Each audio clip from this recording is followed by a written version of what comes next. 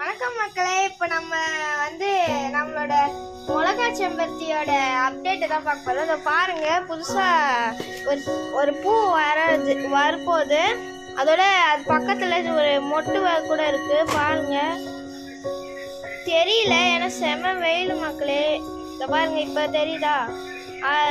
நம்மளுக்கு 2 புது காய்ஸ் இருக்கிறாங்க. இங்கே பாருங்க, இது இது ஒரு இது கொஞ்ச நாள் கழிச்சு நல்லா வரும்.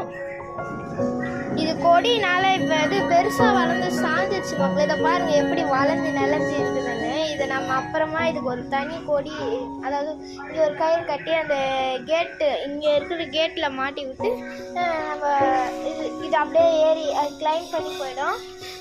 அப்புறம் இங்கே பாருங்க, நம்மளோட மல்லி செடியோட இலை எவ்வளோ பெருசாக இருக்குன்னு. ஈவன் இந்த மிளகா பாருங்க எப்படி இருக்கு, சூப்பராக வருது. இதை பாருங்க, அதோட நீட் எவ்வளோ பெருசு. அதோட நம்ம கொஞ்சம் மிளகா செடி பிடுங்கிட்டோம். ஏன்னா அது செம்பருத்தியை வளர விடாது. இதை பாருங்க எவ்வளோ இருக்குன்னு, கொச்சுன்னு இன்னுமே கொஞ்சம் இருக்குது.